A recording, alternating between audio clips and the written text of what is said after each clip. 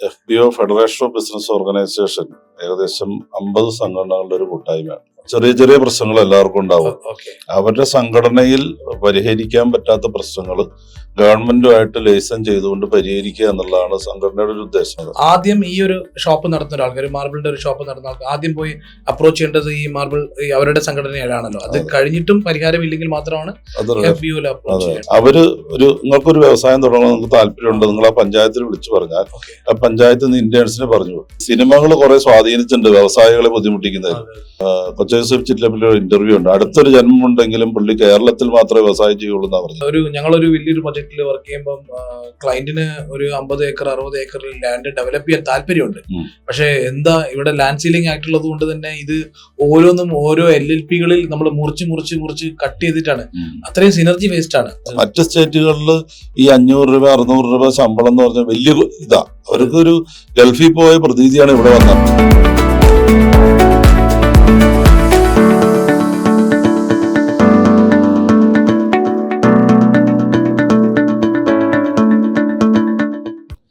ഇന്ന് നമ്മുടെ കൂടെ ഒരു വളരെ വളരെ ഇമ്പോർട്ടൻ്റ് ആയിട്ടുള്ള ഒരു പേഴ്സണാലിറ്റിയാണ് മിസ്റ്റർ അനസ് മനാര. വെൽക്കം അനസ്ക.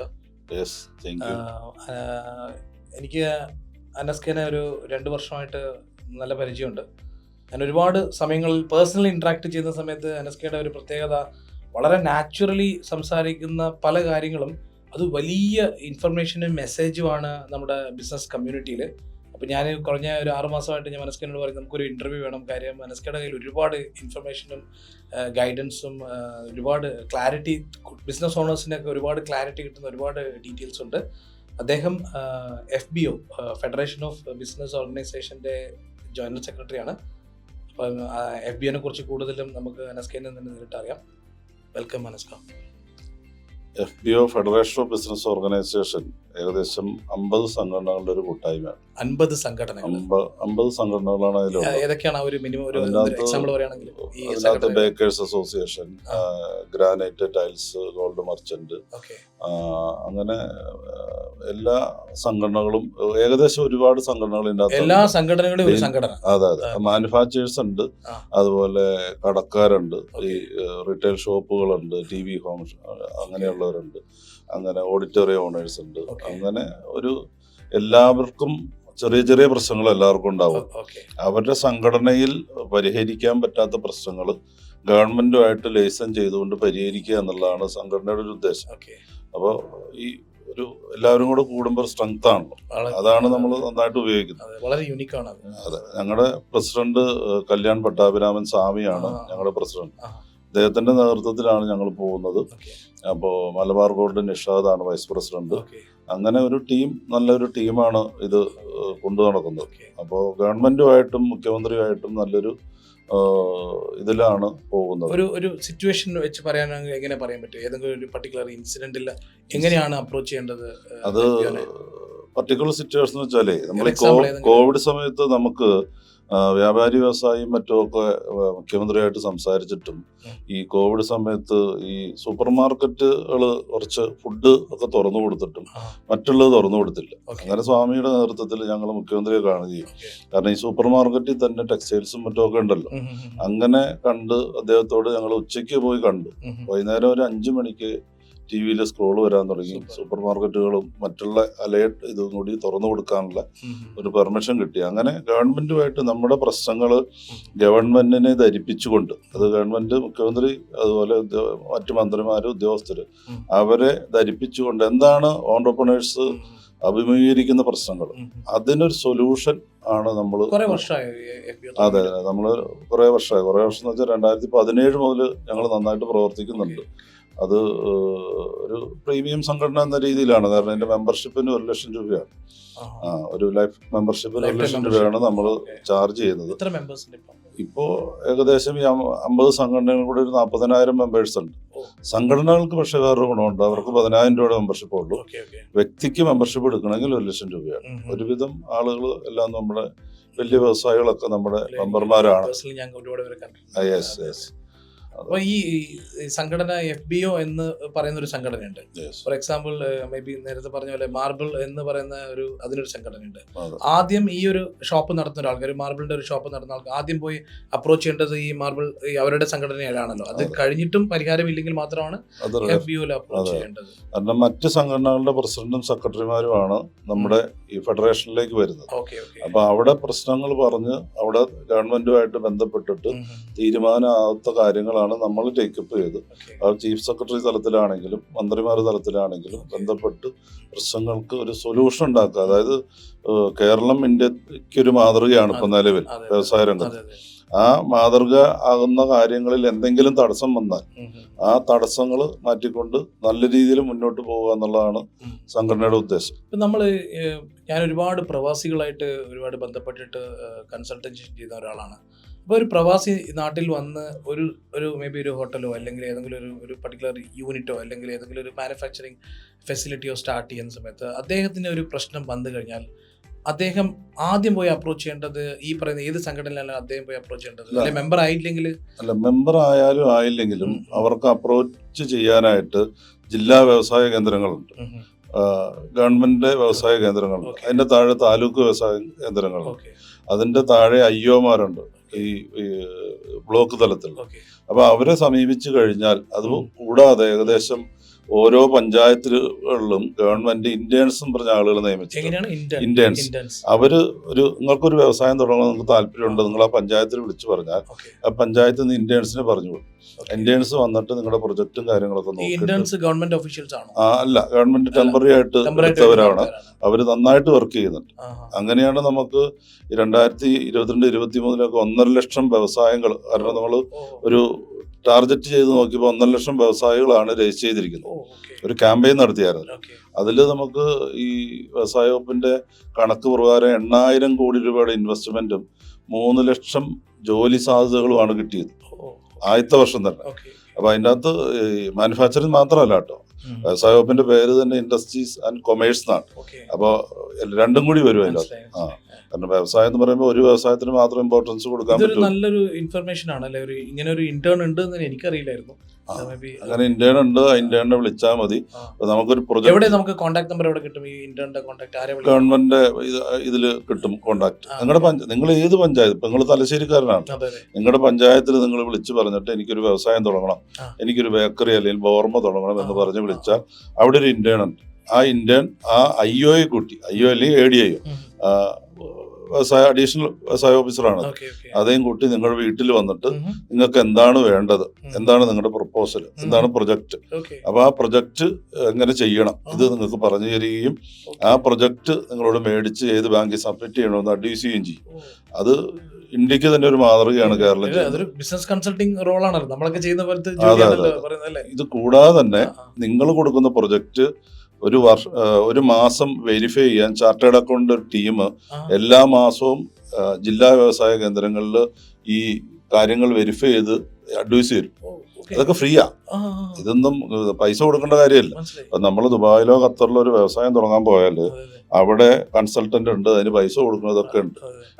നമ്മുടെ കേരളത്തിൽ ഈ ഒരു വ്യവസായം സ്റ്റാർട്ട് ചെയ്യുന്ന സമയത്ത് നമുക്ക് ഈ ഇന്റേൺസ് അല്ലെങ്കിൽ ഇതുപോലത്തെ സപ്പോർട്ട് സിസ്റ്റം ഉണ്ടെന്ന് പറയുന്നത്, ഇതുപോലത്തെ ഒരു സപ്പോർട്ട് വേറെ ഏതെങ്കിലും സ്റ്റേറ്റിലുണ്ടോ? ഇല്ല, വേറെ സ്റ്റേറ്റിലില്ല. ഞാൻ കേട്ടിട്ടില്ല. നമ്മുടെ അറിവിലും അങ്ങനെ വേറെ സ്റ്റേറ്റുകളിൽ വ്യവസായ വകുപ്പ് പല കാര്യങ്ങളും ചെയ്യണ്ടെങ്കിലും ഓരോ വീട്ടിലും ചെന്ന് വ്യവസായികളെ കണ്ടുപിടിക്കുക, അതിനൊരു ഈ വ്യവസായികളെ വെച്ച് പഞ്ചായത്തിൽ ഗ്രാമസഭ നടത്തുക, അങ്ങനെ ഉള്ളൊരു പരിപാടി വേറെ സ്റ്റേറ്റ് ചെയ്യുന്നു. പെർഫെക്റ്റ്ലി ഒരു കൺസൾട്ടിംഗ് ജോബാണ് ചെയ്തു. മറ്റ് രാജ്യങ്ങളിൽ ഇങ്ങനെ കൺസൾട്ടിംഗ് ഏജന്റുമാരുണ്ട്. ഇത് ആ കൺസൾട്ടിംഗ് കൂടി ഗവൺമെന്റ് ഏറ്റെടുത്തുകൊണ്ട് ഒരു വ്യവസായി ഒരാളുടെ ഉള്ളിൽ ഒരു വ്യവസായം ചെയ്യണമെന്നൊരു ഒരാഗ്രഹമുണ്ടെങ്കിൽ അയാളെ ഒരു വ്യവസായത്തിലേക്ക് കൊണ്ടുവന്ന് അയാളുടെ കാഴ്ചപ്പാടുകൾക്ക് അനുസൃതമായിട്ട് ചെയ്യാവുന്ന. എനിക്ക് തലശ്ശേരിയിൽ എൻ്റെ ഒരു സുഹൃത്ത് നാളെ ഇവിടെ വരുന്നുണ്ട്. അദ്ദേഹം ഒമാനിലായിരുന്നു. ഒമാനിൽ മൊബൈൽ ഷോപ്പും കാര്യങ്ങളൊക്കെ നടത്തിയിട്ട് ഇപ്പൊ തിരിച്ചു വന്നു. അപ്പൊ എന്നോട് പറഞ്ഞു, മൊബൈലൊന്നും ഇപ്പൊ അത്രയും വർക്കൗട്ട് ചെയ്യുന്നില്ല, ഞാൻ നാട്ടിൽ വന്ന് എന്തെങ്കിലും സ്റ്റാർട്ട് ചെയ്യണം. അപ്പൊ എന്നെ കാണാൻ വേണ്ടി അവള് തലശ്ശേരിയിൽ നിന്ന് വരുവാണ്. സത്യം പറഞ്ഞാൽ ആൾക്ക് അങ്ങനെ ഒരു കോൺസെപ്റ്റ് ഉണ്ടെങ്കിൽ തലശ്ശേരി തന്നെ ഇങ്ങനെ ഒരു എൻക്വയറി പറഞ്ഞു കഴിഞ്ഞാൽ അദ്ദേഹത്തിന് അവിടെ പറ്റിയ സപ്പോർട്ട് കിട്ടണ്ടാണ് അല്ലേ? അവിടെ കണ്ണൂർ ജില്ലാ വ്യവസായ കേന്ദ്രമായിട്ട് ബന്ധപ്പെട്ടിട്ട് നമ്മളൊരു പ്രൊഡക്റ്റ് ഐഡന്റിഫൈ ചെയ്യണം. ഒരു ശരിക്കും ഒരു ഓണ്ടർപ്രണർ എന്ന് വെച്ചാൽ ഒരു ശരിക്കും ദൈവത്തെ പോലെ. നമ്മൾ ഒരു പ്രൊഡക്റ്റ് ഐഡന്റിഫൈ ചെയ്യണം. നമ്മൾ എന്ത് തുടങ്ങാൻ പോകും, ആ തുടങ്ങാൻ പോകുന്നതിന് ലാൻഡ് കണ്ടെത്തണം, അതിനൊരു ഫാക്ടറി വേണം, എത്ര തൊഴിലാളികൾ വേണം, ഇതിനെ കുറിച്ചൊരു പഠനം നടത്തിയിട്ട് വേണം തുടങ്ങാൻ. അല്ലാതെ മറ്റൊരാൾ തുടങ്ങി എന്നതുകൊണ്ട് നമ്മൾ അതിൽ തന്നെ ഫോക്കസ്ഡ് ആയിട്ട് നിൽക്കണം. കാരണം ഈ വ്യവസായം തുടങ്ങുന്നതിൽ അവരുടെ നല്ല പാഷൻ ഉണ്ടെങ്കിൽ മാത്രമേ വ്യവസായത്തിലേക്ക് വരാമൂ.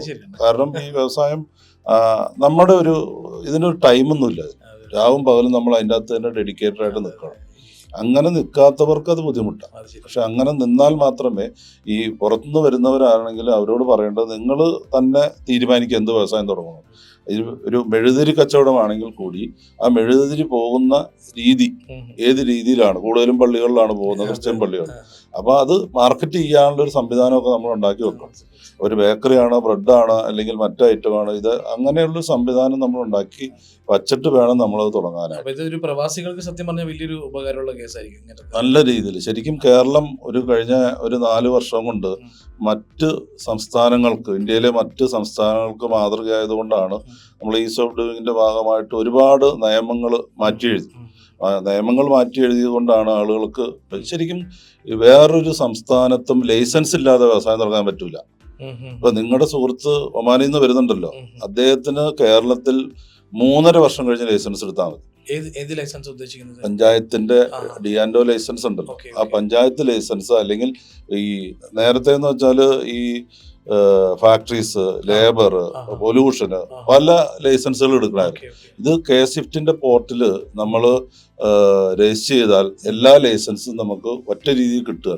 അതും കിട്ടുന്നത് കാരണം വെച്ചാൽ നമ്മളൊരു വ്യവസായം തുടങ്ങാൻ പോകുമ്പോൾ ഇനി പൊല്യൂഷൻ ഉണ്ടെങ്കിലും ഇല്ലെങ്കിലും നമ്മുടെ നാട്ടുകാർക്ക് ഒരു സ്വഭാവം ഉണ്ടല്ലോ, തടസ്സപ്പെടുത്താന്നുള്ളത്. തടസ്സപ്പെടുത്താനേ പറ്റൂല. കാരണം ലൈസൻസ് വേണ്ട ഇപ്പൊ തുടങ്ങാൻ. നിങ്ങൾക്ക് ഇൻഫ്രാസ്ട്രക്ചർ, നിങ്ങൾ സ്ഥലം കണ്ടെത്തി അതിനകത്ത് കെട്ടിടം പണിത് തുടങ്ങി 3.5 വർഷത്തിനുള്ള ലൈസൻസ് എടുത്താൽ മതി. ഇത് ഒരു വലിയൊരു കാര്യമാണ്. ഇത് എടുത്താൽ മതി എന്നതിന് വല്ല ഓർഡർ ഉണ്ട്. 3.5 വർഷത്തിനുള്ള ലൈസൻസ് എടുത്താൽ മതി.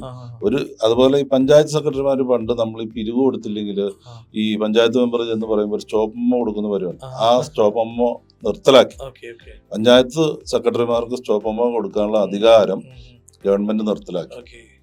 അപ്പൊ അങ്ങനെയുള്ള ഒരുപാട് കാര്യങ്ങൾ വരുന്നുണ്ട്. പക്ഷെ ജനങ്ങൾ ഇത് അറിയുന്നില്ല. അല്ല, അതിനാ ഞാൻ അനസ്കനെ വിളിച്ചത്. എനിക്കറിയാലോ, ഞാൻ നമ്മളായിട്ട് സംസാരിക്കുമ്പോൾ എന്തൊക്കെ കാര്യങ്ങളാണ് ഈ പറഞ്ഞ ഗവൺമെന്റ് വഴി വ്യവസായങ്ങൾക്ക് എന്തൊക്കെ ബെനിഫിറ്റുകൾ, ഇൻസെന്റീവ്സുകൾ നമ്മൾ കൊടുക്കുന്നുണ്ടെന്ന് സാധാരണ ആൾക്കാർക്ക് അറിയാത്തത്. ഞാൻ പേഴ്സണലി ഇന്ററാക്ഷൻ ചെയ്ത് അവിടെ ഞാൻ നിർബന്ധിച്ചിട്ട് വരണം എന്ന് പറഞ്ഞത്. ഓക്കെ, വേറെ എന്തൊരു ബെനിഫിറ്റ് ആണ് നമുക്ക് ഗവൺമെന്റ് കൊടുക്കുന്നത് ഈ വ്യവസായങ്ങൾക്ക്? ഗവൺമെന്റ് വ്യവസായങ്ങളെ സ്കെയിലപ്പ് ചെയ്യാനായിട്ട് ഒരുപാട് കാര്യങ്ങൾ ചെയ്യുന്നുണ്ട്. ഇപ്പൊ ഈ കെ-സ്വിഫ്റ്റ് എന്ന് പറയുന്ന ആ പോർട്ടൽ തന്നെ വന്നത് ഏത് വ്യവസായം എവിടെയും തുടങ്ങാം.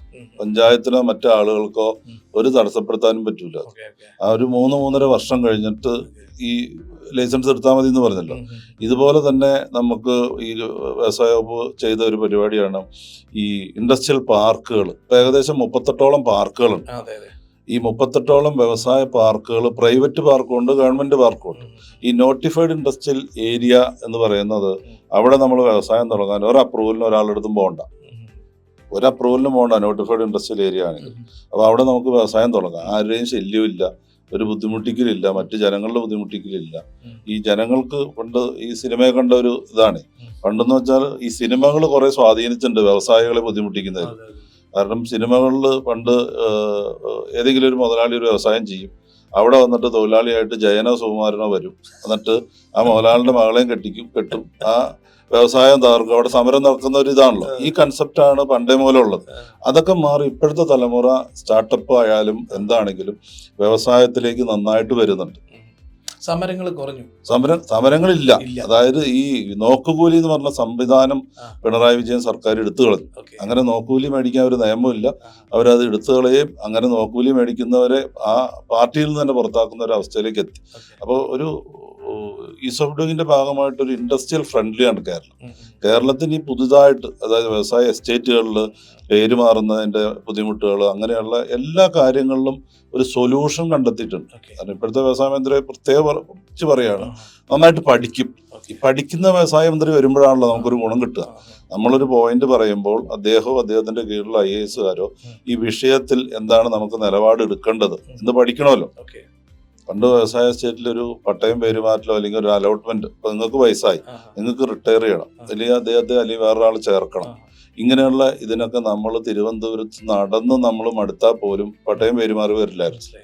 ഇതെല്ലാം വളരെ എളുപ്പത്തിലാക്കി. അപ്പൊ നിങ്ങൾക്ക് വയസ്സായ നിങ്ങൾക്ക് എക്സിറ്റ് ആവാം, വേറെ ആൾക്ക് കൊടുക്കാം, അവിടെ നിങ്ങൾ ഉണ്ടാക്കിയ ഫാക്ടറി അല്ലെങ്കിൽ അവിടുത്തെ ഇൻഫ്രാസ്ട്രക്ചർ ഇതിനൊക്കെ നിങ്ങൾക്ക് വിലക്ക് വിൽക്കാം. അതൊരു നല്ല കാര്യമാണ്. അങ്ങനെ ഒരുപാട് പുതിയ നിയമങ്ങൾ കൊണ്ടുവന്നു, വ്യവസായ എസ്റ്റേറ്റുകൾ കൊണ്ടുവന്നു. അതുപോലെ ഈ കോളേജുകളോടനുബന്ധിച്ച് ഒരുപാട് സ്ഥലം വേക്കന്റ് കിടപ്പുണ്ട്. അവിടെയൊക്കെ വ്യവസായം തുടങ്ങാനായിട്ട് ഗവൺമെന്റ് പ്രോത്സാഹിപ്പിച്ച് അതിനൊക്കെ ഈ പ്രൈവറ്റ് വ്യവസായ എസ്റ്റേറ്റിന് 10 ഏക്കർ സ്ഥലമാണ് വ്യവസായ എസ്റ്റേറ്റിന് വേണ്ടത്. 3 കോടി രൂപ ഗവൺമെന്റ് ഫ്രീ ആയിട്ട് കൊടുക്കും. അതിന്റെ റോഡ്, ഇലക്ട്രിസിറ്റി, മറ്റ് കണക്ടിവിറ്റി ജില്ലാ വ്യവസായ കേന്ദ്രങ്ങളാണ് അപ്രോച്ച് ചെയ്യേണ്ടത്. ഇല്ലെങ്കിൽ KSIDC, Kerala state industry development corporation, ഇവിടെ അപ്രോച്ച് ചെയ്താൽ അതിനുള്ള അഡ്വൈസ് തരും. നമ്മൾ ലാൻഡ് എടുക്കുന്നത് മുതലേ അവർ നമ്മുടെ കൂടെ നിൽക്കും. അപ്പോൾ നമുക്കിപ്പോൾ ഈ പറയുന്ന ബുദ്ധിമുട്ടുകളൊന്നും, ഇപ്പോൾ കഴിഞ്ഞ ദിവസം നമ്മൾ കൊച്ചി യൂസഫ് ചിറ്റലപ്പിൻ്റെ ഒരു ഇന്റർവ്യൂ ഉണ്ട്, അടുത്തൊരു ജന്മമുണ്ടെങ്കിലും പുള്ളി കേരളത്തിൽ മാത്രമേ വ്യവസായം ചെയ്യുള്ളൂ എന്നാണ് പറഞ്ഞിരിക്കുന്നത്. അപ്പോൾ അത്രയ്ക്കും ഫ്രണ്ട്ലിയാണ് ഇവിടെ ഒരു ഗുണ്ടാപിരിവൊന്നും കൊടുക്കണ്ട. നമ്മൾ ഈ പുറത്ത് ചെന്നാൽ അങ്ങനെയല്ല, നമ്മൾ നേരെ കൊടുക്കുന്നത്, കൂടാതെ ഗുണ്ടാപിരിവ് കൊടുത്താൽ അവിടെ ആ നാട്ടിൽ ഒരു പ്രമുഖം ഉണ്ടാവും, അവർക്ക് പൈസ കൊടുത്താലേ വ്യവസായം നടത്താൻ പറ്റുള്ളൂ. ഇവിടെ എന്ന് വെച്ചാൽ ആർക്കും പൈസ കൊടുക്കണ്ട, ഒരു എത്തിക്സ് ഇല്ലാത്തൊരു പേയ്മെന്റും കൊടുക്കണ്ട. ഈ പേയ്മെന്റ് കൊടുത്ത നിയമം ഇവിടെ കർശനമാണ്. അതാണ് ഇവിടുത്തെ ഏറ്റവും വലിയൊരു ഗുണം. അതുപോലെ മെഡിക്കൽ പാർക്ക് ഇപ്പോൾ തിരുവനന്തപുരത്ത് വന്നിട്ടുണ്ട്, അതുമായിട്ട് ബന്ധപ്പെട്ട പാർക്കുകൾ വന്നിട്ടുണ്ട്. ഒരുപാട് ഇൻഡസ്ട്രീസ് ഇന്ത്യക്ക് തന്നെ കേരളം മാതൃകയാണ്, ഡെവലപ്പായി വന്നത്. ഇതിന് ചിലരൊക്കെ പുറത്തേക്ക് പോവാന്നൊക്കെ പറയുന്നുണ്ട്. അവരൊരു സാച്ചുറേഷൻ പോയിന്റിൽ എത്തിയിട്ട് കൂടുതൽ ലാൻഡിനും കൂടുതൽ കാര്യങ്ങൾക്കും വേണ്ടി പുറത്തേക്ക് പോകുന്നത്. ലാൻഡിന്റെ ഒരു സ്കാസിറ്റി കേരളത്തിലുണ്ട്, കാരണം ലാൻഡ് എക്സ്പെൻസീവ് തന്നെയാണ്. ആ നിയമം ഇപ്പൊ മാറ്റുന്നുണ്ട്. 15 ഏക്കറായിരുന്നു ഒരാൾക്ക് സീലിംഗ്. ആ ആക്ട് മാറ്റിയിട്ട് അത് ആവശ്യം പോലെ ലാൻഡിൽ വ്യവസായം ചെയ്യാവുന്ന ഒരു അവസ്ഥയിലേക്ക് വരുന്നത്. ഗവൺമെന്റ് അതിന്റെ നടപടികളിലാണ് ഇപ്പോൾ. 15 ഇനിയിപ്പോ ഒരു 25 ഏക്കർ വേണമെങ്കിലും ചെയ്യാവുന്ന. നേരത്തെ ഈ 1 ഏക്കറിന് 10 കോടി രൂപ ഇൻവെസ്റ്റ്മെന്റും 20 തൊഴിലവസരങ്ങളും ഉണ്ടെങ്കിലാണ് ഗവൺമെന്റ് പെർമിഷൻ കൊടുക്കുക. കാരണം ഇപ്പം ഞങ്ങളൊരു വലിയൊരു പ്രൊജക്ടിൽ വർക്ക് ചെയ്യുമ്പോൾ ക്ലയന്റിന് ഒരു 50 ഏക്കർ 60 ഏക്കറിൽ ലാൻഡ് ഡെവലപ്പ് ചെയ്യാൻ താല്പര്യമുണ്ട്. പക്ഷെ എന്താ ഇവിടെ ലാൻഡ് സീലിംഗ് ആക്ട് ഉള്ളത് കൊണ്ട് തന്നെ ഇത് ഓരോന്നും ഓരോ LLP-കളിൽ നമ്മൾ മുറിച്ച് കട്ട് ചെയ്തിട്ടാണ്. അത്രയും സിനർജി വേസ്റ്റ് ആണ്. നമ്മൾ അനാവശ്യമായിട്ട് ഈ ലാൻഡ് ഡെവലപ്പ് ചെയ്യാൻ വേണ്ടിയിട്ട് നമ്മളായിട്ട് ഒരു ലീഗൽ സ്ട്രക്ചർ ഗവൺമെന്റ് നിയമം ഇപ്പൊ മാറ്റുന്നുണ്ട്. അടുത്ത ഇതിൽ നിയമം മാറ്റാനുള്ള വലിയൊരു ചേഞ്ച് അങ്ങനെ വന്നു കഴിഞ്ഞാൽ. കാരണം ഇവിടെ ഓവറോൾ ഒരു പർട്ടിക്കുലർ ലാൻഡിൽ ഡെവലപ്മെന്റ് നടക്കുമ്പോഴാണ് കൂടുതൽ എക്കണോമി വലുതാകുക. ഗവൺമെന്റ് ആ കാര്യങ്ങളെല്ലാം നല്ല രീതിയിൽ ശ്രദ്ധിച്ചുകൊണ്ട് ചെയ്യാവുന്ന കാര്യങ്ങളെല്ലാം വ്യവസായ വകുപ്പ് ചെയ്യുന്നുണ്ട്. അപ്പൊ ഒരു വ്യവസായം ചെറിയ രീതിയിൽ തുടങ്ങി ഒരു വലിയ രീതിയിലേക്ക് ആയി. ഇപ്പൊ നമുക്ക് പണ്ടൊക്കെ എന്ന് വെച്ചാൽ ഞങ്ങളൊക്കെ ബാങ്ക് ലോൺ എടുക്കുമ്പോൾ ആദ്യം SBI എടുക്കും, 5 ലക്ഷം 10 ലക്ഷത്തിന് എടുത്ത് നമ്മൾ വളർന്ന് വലുതായി വരുമ്പോഴാണ് നമ്മുടെ പുറകെ ICICI HDFC ബാങ്കുകൾ പോലത്തെ വരുന്നത്. ഇപ്പൊ നമ്മൾ ഇവിടുന്ന് വ്യവസായം ചെയ്ത് വളർന്ന് വലുതായി വരുമ്പോൾ ചിലപ്പോൾ നമ്മളെ ആന്ധ്രയിലേക്കോ കർണാടകയിലേക്കോ തെലങ്കാനയിലേക്കോ ക്ഷണിക്കാൻ ഒരുപാട് പേരുണ്ടാവും. നമ്മൾ ഇവിടെയാണ് തുടങ്ങിയത് എന്നൊരു വിചാരം നമുക്ക് വേണം. കാരണം അത്രയും നാൾ നമുക്കൊരു കുഴപ്പമില്ലാതെ നടന്നല്ലോ. അപ്പൊ നമുക്ക് കാണിക്കാൻ നല്ലൊരു അക്കൗണ്ട്സ് അല്ലെങ്കിൽ നല്ലൊരു നമ്മുടെ ഒരു ചരിത്രമുള്ളത് കൊണ്ടാണ് വേറെ ഗവൺമെന്റുകൾ നമ്മളെ സ്വീകരിച്ചുകൊണ്ട് പോകുന്നത്. ശരിയാണ്. അല്ലാതെ നമുക്ക് ഒരു പ്രൊഫൈൽ ഇല്ലെങ്കിൽ ആരെങ്കിലും നമ്മളെ കൊണ്ടുപോകുമോ? നമുക്ക് കസ്റ്റമർ ഉണ്ട്, നമ്മുടെ പ്രൊഡക്റ്റ് മാർക്കറ്റിൽ അക്സെപ്റ്റബിൾ ആണ്, ക്വാളിറ്റി സാധനം നമ്മൾ കൊടുക്കുന്നുണ്ട്, നമ്മളെ കൊണ്ട് അവർക്ക് ഗുണമുണ്ട്. അതുകൊണ്ടാണ് മറ്റ് സ്റ്റേറ്റുകൾ ഈ ഇവിടെയുള്ള വ്യവസായികളെ ക്ഷണിച്ചുകൊണ്ട് പോകുന്നത്. അപ്പൊ നമ്മളെപ്പോഴും വിചാരിക്കേണ്ടത് നമ്മുടെ സ്റ്റേറ്റിൽ നമ്മൾ വ്യവസായം ചെയ്ത് ഇത്രയുടെ എത്തിയ ഒരു ഗ്രാറ്റിറ്റ്യൂഡ് ഉണ്ട്, അതെപ്പോഴും നമ്മുടെ സ്റ്റേറ്റിനോട് കാണിക്കണം. അത് ചില വ്യവസായികൾ കാണിക്കുന്നില്ല എന്നുള്ളത് വ്യവസായ ലോകത്തിന് തന്നെ ഒരു അപമാനമാണത്. അല്ല, ഞാനിപ്പം നമുക്ക് നാട്ടിൽ മൊത്തത്തിൽ ഒരു പ്രവാസി നാട്ടിൽ ഇവിടെ ഒരു സംരംഭം തുടങ്ങി കഴിഞ്ഞാൽ ഭയങ്കര റിസ്ക് ആണെന്നുള്ളൊരു ചീത്തപ്പേരുണ്ട്. ഓക്കെ, അതിനെ നമ്മൾ മറികടക്കുന്ന ഭാഗമായിട്ടാണ് നമ്മൾ ഈ പറഞ്ഞ എല്ലാ അടുത്തടുത്ത നമ്മൾ ഇൻസെൻറ്റീവുകളും ബെനിഫിറ്റുകളും സൗകര്യങ്ങളും കാര്യം. പക്ഷെ പ്രവാസികൾക്ക് ഇപ്പോഴും അതിനെ കുറിച്ചിട്ട് അറിയില്ല എന്നുള്ളതാണ് എനിക്ക് മനസ്സിലാകുന്നത്. അത് എന്ന് വെച്ചാൽ ഇവിടെ വ്യവസായം ചെയ്യുന്നവർക്കും ഇതിനെക്കുറിച്ച് അറിയില്ല. കാരണം ഞാൻ ആലപ്പുഴയിൽ നിന്ന് ഇങ്ങോട്ട് വരുന്ന വഴിക്ക് ഹിമാലയ എന്ന് പറഞ്ഞൊരു ബേക്കറി കയറി, ചായ കുടിക്കാൻ കയറിയപ്പോൾ എന്നോട് പറഞ്ഞു പ്ലാന്റ് ഒന്ന് കാണാന്ന് പറഞ്ഞു. അപ്പൊ പ്ലാന്റ് കാണാൻ മേളിൽ കയറിയപ്പോ വലിയൊരു പ്ലാന്റാ. അപ്പൊ ഞാൻ ചോദിച്ചു നിങ്ങൾക്ക് എത്ര രൂപയുടെ ഈ ബില്ലുണ്ട്, ഇമ്പോർട്ടഡ് മെഷീനറി ഒക്കെയാ. അപ്പൊ ഒരു 3.5 കോടിയുടെ ഒരു മെഷീനറി എന്നെ കാണിച്ചു. അപ്പൊ ഞാൻ അവിടെ നിന്നുകൊണ്ട് തന്നെ ആലപ്പുഴ ജില്ലാ വ്യവസായ കേന്ദ്രം മാനേജരെ വിളിച്ചു. ഒരു 3 മണി സമയമായി. അപ്പൊ പറഞ്ഞു അനസ് അവിടെ നിൽക്കുക, ഞങ്ങൾ വരാമെന്ന് പറഞ്ഞു. അപ്പോൾ അങ്ങനെ അവർ വന്നു, ഇത് വെരിഫൈ ചെയ്തു. ഇത് വെരിഫൈ ചെയ്ത് നോക്കിയപ്പോൾ ഇതിനെല്ലാം സബ്സിഡി കിട്ടുന്ന, അതായത് 20% സബ്സിഡി ഉണ്ട്. ഇത് ആർക്കും അറിയില്ല. അയാൾക്ക് 20 lakhs മേളിൽ കിട്ടി, കാരണം അയാളുടെ വൈഫും കൂടി ഉണ്ടായിരുന്നു. ഏജിനൊരു ഇതുണ്ട് ഇതിന്.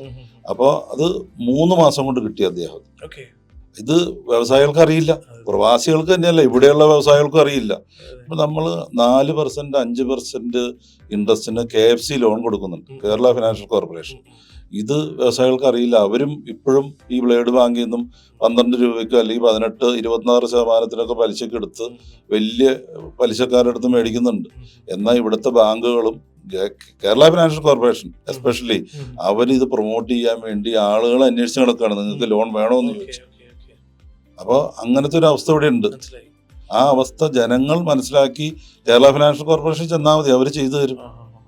അതുപോലെ അവയർനെസ് നേരത്തെ ഉണ്ടായില്ല, പക്ഷെ ഇപ്പൊ അവയർനെസ് ഉണ്ട് നന്നായിട്ട്. ആളുകൾ കൂടുതൽ ചെല്ലുന്നുണ്ട്. അതിന്റെ ഒരു ഉദാഹരണമാണ് നമുക്ക് ഈ വ്യവസായ ഒരു പ്രൊമോഷനുമായിട്ട് ബന്ധപ്പെട്ട് നമ്മൾ വ്യവസായികൾ രജിസ്റ്റർ ചെയ്യാൻ പറഞ്ഞപ്പോൾ 1.5 ലക്ഷം വ്യവസായികളാണ് ആദ്യത്തെ വർഷം രജിസ്റ്റർ ചെയ്തത്.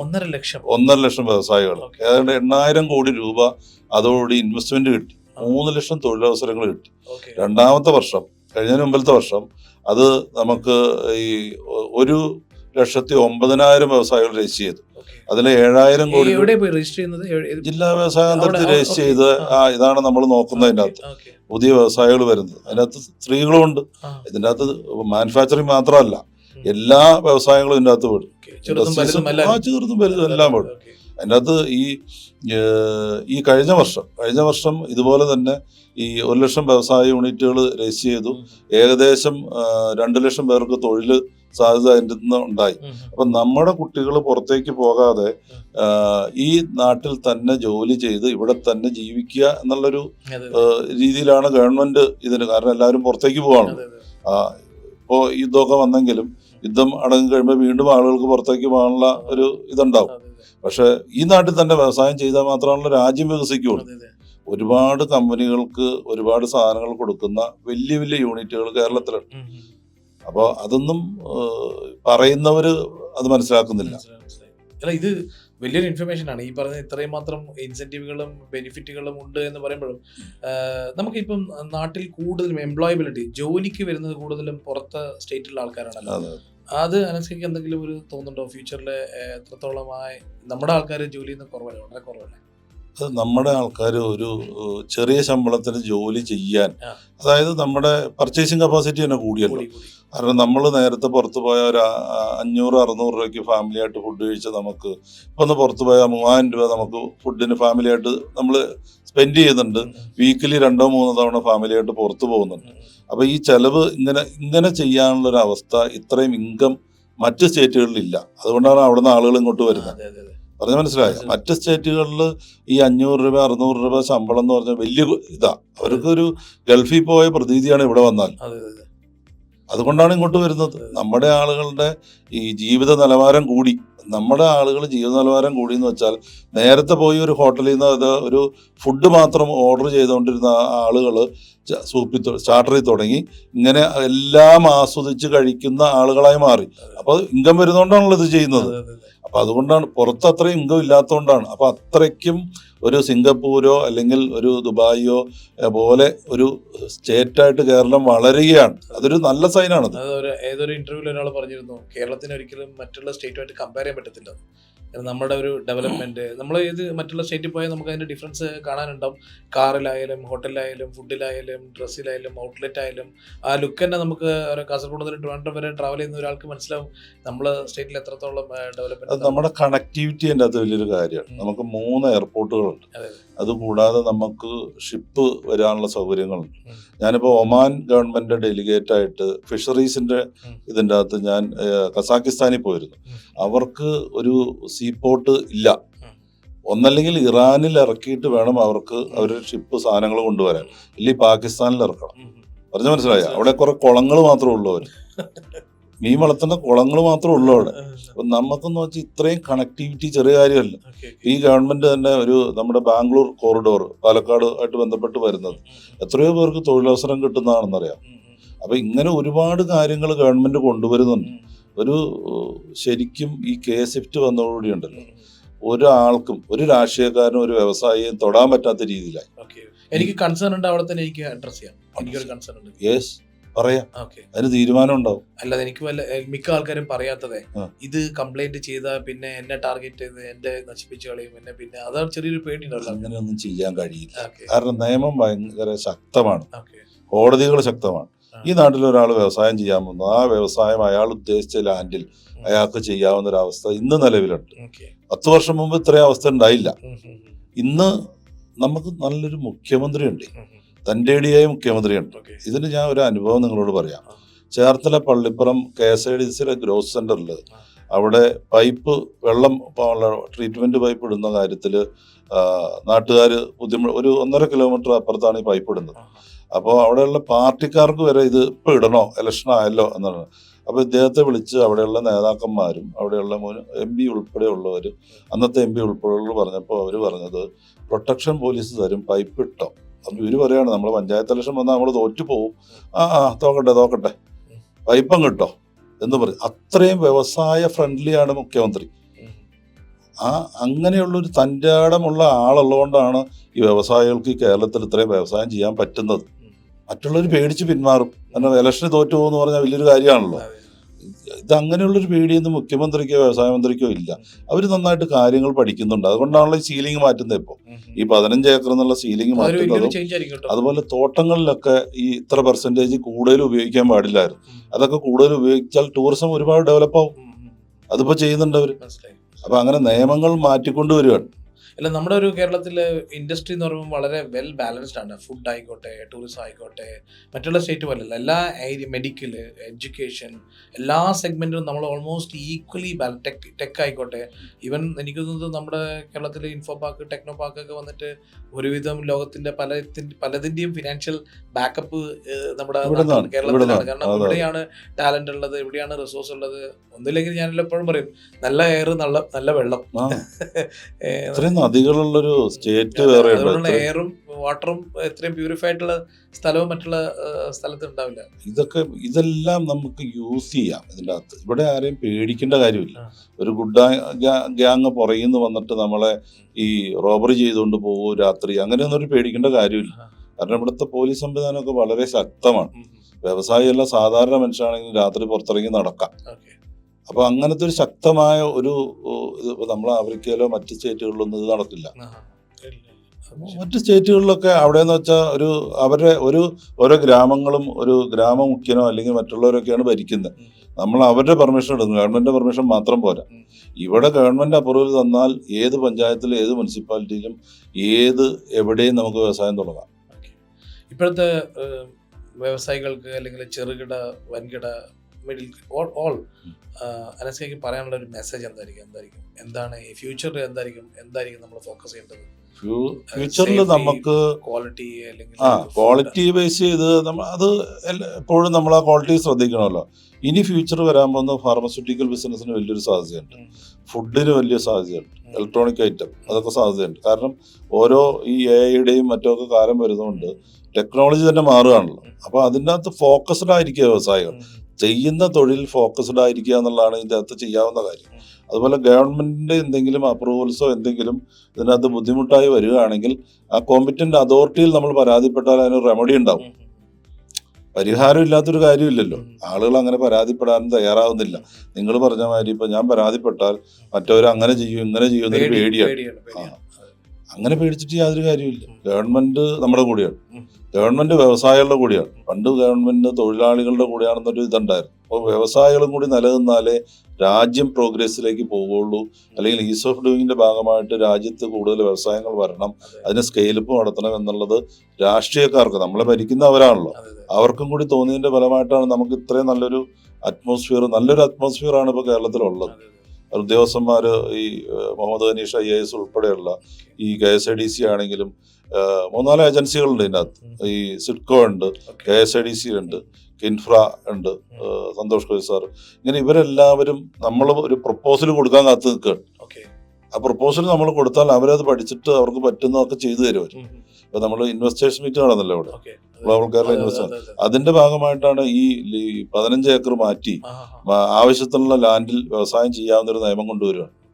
അപ്പൊ അതൊക്കെ വരുന്നതോടുകൂടി കേരളം നമ്മളൊരു പിടിച്ചാക്കിട്ടാത്ത രീതിയിൽ, കാരണം ഇവിടെ ആളുകൾക്ക് വന്നാൽ മലകളുണ്ട്, ഈ ടൂറിസം ഒക്കെ ആയിട്ട് വന്നാൽ അവർക്ക് കാണാനും ചെയ്യാം, വ്യവസായം ചെയ്യാനുള്ള ഒരു അവസ്ഥ ഇവിടെയുണ്ട്.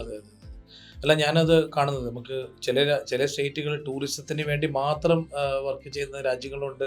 അത് മാത്രമല്ല, നമ്മുടെ രാജ്യത്ത് എല്ലാം ഉണ്ട്, നമ്മുടെ സ്റ്റേറ്റിലും എല്ലാം ഉണ്ട്. അപ്പം ഞാൻ എപ്പോഴും പറയുന്നത്, വ്യവസായികൾ എന്ന് പറയുമ്പം അവർ ക്യാപിറ്റൽ വന്നാൽ ആ ക്യാപിറ്റൽ അവർ കൊടുക്കുന്നത് റെന്റ് ആയിട്ടും സാലറി ആയിട്ടും അല്ല, അങ്ങനെയാണല്ലോ ഈ ചെലവുകളായിട്ടാണല്ലോ ഇതൊക്കെ പോകുന്നത്. അതെല്ലാം നടത്തിയിട്ട് കിട്ടുന്നതാണ് അദ്ദേഹത്തിന് കിട്ടുന്ന ലേശം പ്രോഫിറ്റ് അല്ലെ. ചെറിയ ആൾക്കാർ ലോസിലുണ്ടാവും.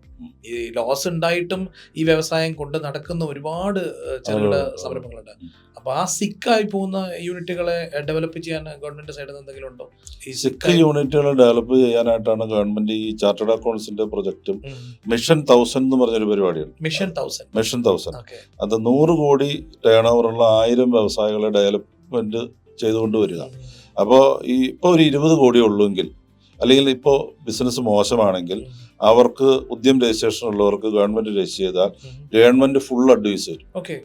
നിങ്ങൾക്കൊരു 25-30 കോടിയുള്ള വ്യവസായമുണ്ട്, അത് നിങ്ങൾക്ക് ഇനി മുന്നോട്ട് കൊണ്ടുപോകാൻ കുറെ നിങ്ങൾക്ക് അഡ്വൈസ് വേണ്ടി വരുമല്ലോ, ഇതെല്ലാം ഗവൺമെന്റ് തരും. ഈ 100 കോടിയിൽ എത്തിക്കുക ഫ്രീ ആയിട്ട്, ഇതിനൊന്നും പേയ്മെന്റ് ഈടാക്കുന്നില്ല. ആ എത്തിച്ച് അവിടെ നിങ്ങൾ അതിന് പുതിയൊരു പ്രൊജക്ട് തയ്യാറാക്കുന്നതിന് വരുന്ന പൈസയുടെ 50% പൈസ ഇങ്ങോട്ട് ഗവൺമെന്റ് തരും. ഒരു നല്ലൊരു പ്രൊജക്ട് തയ്യാറാക്കി അതിന് ഇൻവെസ്റ്റർ ഉണ്ടെങ്കിൽ ഇൻവെസ്റ്ററെ കണ്ടെത്തുക. ഈ മുഴുവൻ അഡ്വൈസും തരാവുന്ന രീതിയിലേക്ക് നമ്മുടെ വ്യവസായ വകുപ്പ് മാറിയിട്ടുണ്ട്. ശരിക്കും വ്യവസായ വകുപ്പിന് നേരത്തെ ഇത്രയും അധികാരങ്ങൾ ഉണ്ടായില്ല. കാരണം നമ്മൾ പഞ്ചായത്തിലെ ലൈസൻസ് ആണെങ്കിൽ തദ്ദേശ വകുപ്പിൽ പോകണം, മറ്റേ പൊല്യൂഷനിൽ പോകണം, ലേബറിൽ പോകണം, അഗ്രികൾച്ചറിൽ പോകണം, പല ഇതായിരുന്നു. ഈ KSIFT പോർട്ടൽ വന്നതോടെ നിങ്ങൾക്ക് ഒറ്റ പോയിന്റിൽ അപേക്ഷ കൊടുത്താൽ മതി. ഒറ്റ പോയിന്റിൽ അപേക്ഷ കൊടുത്തിട്ട് 3.5 വർഷം കഴിഞ്ഞ് ലൈസൻസ് എടുത്താൽ മതി. ആര് നിങ്ങളുടെ പുറകെ ശല്യം ചെയ്യാൻ പറ്റൂല. അത് ഈ കഴിഞ്ഞ 4 വർഷം കൊണ്ടുവന്നൊരു നേട്ടമാണത്. ഈ 4 വർഷം രാജീവ് വ്യവസായ മന്ത്രിയായപ്പോൾ അദ്ദേഹം ഒരുപാട് പഠിക്കുന്ന ആളാണെന്ന് അറിയാലോ. രാജ്യസഭയിലായിരുന്നപ്പോഴും പ്രതിപക്ഷം വരെ അഭിനന്ദിച്ച ഒരാളാണല്ലോ അദ്ദേഹം നന്നായിട്ട് പഠിച്ചിട്ട് ചെയ്ത കുറെ കാര്യങ്ങളാണ്. ഇന്നിപ്പോ വ്യവസായികൾക്ക് ഞങ്ങൾക്ക് കുറെ പ്രശ്നങ്ങളുണ്ടെന്ന് പറയാൻ പ്രശ്നങ്ങളില്ലാതായിപ്പോയി. പണ്ട് പട്ടയം പേര് മാറിയില്ല. ഇപ്പോഴത്തെ പ്രശ്നം നിങ്ങൾക്ക് ഇപ്പോൾ FBOയിൽ വരുന്ന ഏറ്റവും വലിയ പ്രശ്നം എന്താണ്? FBOയിൽ വന്ന ചെറിയ കാര്യങ്ങളാണ് വരുന്നത്. പഞ്ചായത്ത് ഉപദ്രവിക്കുന്നു, അല്ലെങ്കിൽ മറ്റേ ടാക്സിന്റെ ഇൻപുട്ട് കിട്ടുന്നില്ല, ഇങ്ങനെയുള്ള കാര്യങ്ങളൊക്കെ വരുന്നത്. അപ്പൊ അതൊക്കെ നമുക്ക് തീർക്കാവുന്ന കാര്യങ്ങളാണ് ഇപ്പോൾ വരുന്നുള്ളൂ. കേന്ദ്രവും ഇൻവെസ്റ്റ്മെന്റ് ഫ്രണ്ട്ലി ആണല്ലോ, ഈ രണ്ടും ഒരുമിച്ച് പോകുന്നതുകൊണ്ടായത്. കേന്ദ്രത്തിന്റെ ഇതിന്റെ ഒരുപാട് പോളിസികൾ വ്യവസായികൾക്ക് അനുകൂല, പൂർണ്ണമായിട്ടും വ്യവസായികൾക്ക് അനുകൂല. അല്ലാതെ ചെറിയ ശതമാനം അങ്ങോട്ടും ഇങ്ങോട്ടല്ല. ഇൻവെസ്റ്റ്മെന്റ് പോളിസിയിൽ കേന്ദ്ര ഗവൺമെന്റ്, നരേന്ദ്രമോദി ജിയുടെ നേതൃത്വത്തിലുള്ള ഗവൺമെന്റ് ഇൻവെസ്റ്റ്മെന്റ് ഫ്രണ്ട്ലിയാണ്. ഒരു വ്യവസായി ഇൻവെസ്റ്റ് ചെയ്താൽ അയാൾക്ക് അതിനുള്ള ഇൻകം കിട്ടണം എന്ന രീതിയിൽ തന്നെയാണ്. ശരിയാണ്. അപ്പൊ ഈ രണ്ട് ഗവൺമെന്റും അനുകൂലമായതുകൊണ്ടാണ് വ്യവസായികൾക്ക് സ്ട്രോങ് ആയിട്ട് നിൽക്കാൻ പറ്റുന്നത്. ഇപ്പൊ രാജ്യത്ത് എംപ്ലോയറും വരുമ്പോഴാണ് എംപ്ലോയ്മെന്റ് വരുന്നത്, എംപ്ലോയ്മെന്റ് വരുമ്പോഴാണ് എക്കണോമി വരുന്നത്, എല്ലാവർക്കും വരുമാനം വരുന്നത്, മറ്റേ ടാക്സും വരും, സ്റ്റേറ്റിന് GST വരും. ഇപ്പോൾ എല്ലാവരും ഉഷാറായിട്ട്, എന്നാലാണ് ജനങ്ങൾക്ക് ഹാപ്പി ആയിട്ട് ജീവിക്കാൻ പറ്റുള്ളൂ. നമുക്ക് നമ്മുടെ ഇൻകം കൊണ്ട് അന്നന്ന് കിട്ടുന്ന ഇൻകം, അല്ലെങ്കിൽ നമുക്കൊരു മാസം കിട്ടുന്ന ഇൻകം കൊണ്ട് നമുക്ക് നമ്മുടെ ഫാമിലിയെ ഹാപ്പി ആയിട്ട് കൊണ്ടുനടക്കാൻ കഴിയുമെങ്കിൽ മാത്രമല്ലേ നമ്മുടെ കുട്ടികൾ നാട്ടിൽ നിൽക്കുകയുള്ളൂ. ഇല്ലെങ്കിൽ അവർ പുറത്തു പോയി ഈ ജോലി ചെയ്യേണ്ട അവസ്ഥയാണ്. അത് നമുക്ക് പലരും പുറത്തുപോയി ജോലി ചെയ്യുന്ന അവസ്ഥ നമുക്കറിയാലോ. ഇപ്പോൾ പലരും പുറത്തുപോയി ജോലി ചെയ്യും, അവർ തമ്മിൽ കാണാറില്ല. ഭാര്യ ഡെയിലി വർക്ക് ചെയ്യുമ്പോൾ ഹസ്ബൻഡ് വീട്ടിലെ ജോലികൾ ചെയ്യുന്ന ഒരവസ്ഥയാണ്. കാണുന്ന അത്രേ കാണാൻ പറ്റുള്ളൂ അവർക്ക്. ഇവിടെ അങ്ങനെയല്ലല്ലോ. ഇവിടെ ഒരു നല്ലൊരു വ്യവസായ സൗഹൃദ അന്തരീക്ഷം നിലവിലുണ്ട്. ആ അന്തരീക്ഷം എല്ലാവരും ഉപയോഗിക്കണം എന്നാണ് സംഘടനയുടെ ജനറൽ സെക്രട്ടറി എന്ന രീതിയിൽ എനിക്ക് പറയാനുള്ളത്. സംഘടനയിലേക്ക് ഇനി ആർക്കെങ്കിലും വരാൻ താല്പര്യം ഉണ്ടെങ്കിൽ ആരെയാണ് അപ്രോച്ച് ചെയ്യേണ്ടത്? അത് നമ്മുടെ ഹെഡ് ഓഫീസ് കോഴിക്കോടാണ്. ഓക്കെ. അപ്പോൾ നമ്മൾ അതിനുള്ള പോർട്ടലും കാര്യങ്ങളൊക്കെ ഉണ്ട്, വെബ്സൈറ്റ് FBO ഉണ്ട്. പോർട്ടലുണ്ടോ? ഉണ്ട്. അപ്പോൾ അതിനകത്ത് രജിസ്റ്റർ ചെയ്താൽ മതി. സംഘടനകൾക്ക് വരുന്നതിന് 10,000 രൂപയുടെ മെമ്പർഷിപ്പാണുള്ളത്. മറ്റേത് VKC ഒക്കെ നമ്മുടെ ലൈഫ് മെമ്പറാണ്. ഹൈലൈറ്റ് VKC, അതുപോലെ പവിഴം ആന്റണി, അങ്ങനെ ഒരുപാട് പേരുണ്ട്. വ്യവസായികളൊക്കെ നമ്മുടെ ലൈഫ് മെമ്പർമാരാണ്. അപ്പോൾ നമ്മൾ എല്ലാ വർഷവും അതിൻ്റെ ഇവൻറ്റുകളും കാര്യങ്ങളൊക്കെ നടത്തുന്നുണ്ട്. അപ്പോൾ മുഖ്യമന്ത്രി തന്നെ പങ്കെടുക്കുന്ന ഇവൻറ്റുകളാണ് നമ്മൾ നടത്തുന്നത്. കാരണം വളരെ ഫ്രണ്ട്ലിയാണ് മുഖ്യമന്ത്രി. ആളുകൾ പറഞ്ഞ മാതിരി അത്രയും ഒരു വ്യവസായത്തിനോട് എതിർപ്പുള്ള ഒരാളല്ല. വ്യവസായം വന്നമെന്നും നാട് നന്നാവണമെന്നും വലിയൊരു ആഗ്രഹം നമ്മളെക്കാൾ കൂടുതലുള്ള ഒരാളാണ്. കാരണം അതൊക്കെ ഞാൻ ഈ ചേർത്തലയിലെ സംഭവം പറഞ്ഞല്ലോ. കാരണം അവിടെയുള്ള അദ്ദേഹത്തിന്റെ പാർട്ടിക്കാർ വരെ എതിർത്തിട്ടും അദ്ദേഹം പറഞ്ഞു പൈപ്പിട്ടോ നമുക്ക് എൻ്റെ അടുത്ത് വെച്ച് കാണാമെന്ന്. കാരണം ഇലക്ഷനിൽ തോക്കുമെന്ന് വരെ പറഞ്ഞിട്ടും പുള്ളി സമ്മതിച്ചില്ല. അതൊക്കെയാണ് ഈ മുഖ്യമന്ത്രി എന്നുള്ള വ്യവസായികൾക്കുള്ള അനുഭവം. അപ്പം നന്നായി വരട്ടെ എല്ലാവരും, എല്ലാ എംപ്ലോയ്മെന്റും രാജ്യവും നന്നായി വരട്ടെ. വിദേശികളാണെങ്കിലും സ്വദേശികളാണെങ്കിലും പേടിയില്ലാതെ ബിസിനസ് ചെയ്യാം. കേരളത്തിൽ പേടിയില്ലാതെ വ്യവസായം ചെയ്യാം. അതാണ് നമ്മുടെ മെസ്സേജ്. പേടിയില്ലാതെ വ്യവസായം ചെയ്യാൻ തന്നെയല്ല, നാട്ടിൽ തന്നെ വ്യവസായം ചെയ്യണം വ്യവസായികൾ. നമുക്ക് പറയാനുള്ളത് ഈ നാട്ടിൽ കേരളത്തിൽ തന്നെ വ്യവസായം ചെയ്ത് കേരളത്തിന്റെ പുരോഗതിക്ക് ഉയർച്ചയ്ക്ക് നമ്മുടെ ഓരോ വീട്ടിലെയും ഓരോ കുട്ടിക്കും ചെയ്യാവുന്നത് ചെയ്യുക. അപ്പോൾ ചെറിയ വ്യവസായമാണെങ്കിൽ ചെറുത് ചെയ്യുക, വലുതാണെങ്കിൽ വലുത് ചെയ്യുക. അവരവരുടെ ഈ ഇതിനനുസരിച്ച് ചെയ്യുക. ബാങ്കും ഫുൾ സപ്പോർട്ടാണ്. ഏത് ബാങ്കാണെങ്കിലും അവർ ഫുൾ സപ്പോർട്ടാണ്. ഇല്ലെങ്കിൽ KFC, കേരള ഫിനാൻഷ്യൽ കോർപ്പറേഷൻ ആദ്യം ബന്ധപ്പെടുക. അവരാണെങ്കിൽ നിങ്ങൾക്ക് എല്ലാ കാര്യങ്ങളും ചെയ്തു തരും. ജില്ലാ വ്യവസായ കേന്ദ്രങ്ങൾ അല്ലെങ്കിൽ KSIDC ഇവരും സഹായങ്ങൾ ചെയ്തു തരും. അപ്പോൾ എല്ലാവരോടും എനിക്ക് പറയാനുള്ളത് കേരളത്തിൽ വ്യവസായം ചെയ്ത് വലുതാകുക. പിന്നെ നിങ്ങളൊരു സാച്ചുറേഷൻ പോയിന്റ് എത്തിക്കഴിയുമ്പോൾ നിങ്ങളെ തെലങ്കാനയിൽ നിന്നോ അല്ലെങ്കിൽ ആന്ധ്രയിൽ നിന്ന് ആരെങ്കിലും വന്ന് വിളിച്ച് നിങ്ങൾ പോണതിനൊന്നും നമുക്ക് വിരോധമില്ല. Okay, thank you. Thank you Anaska. Thank you so much.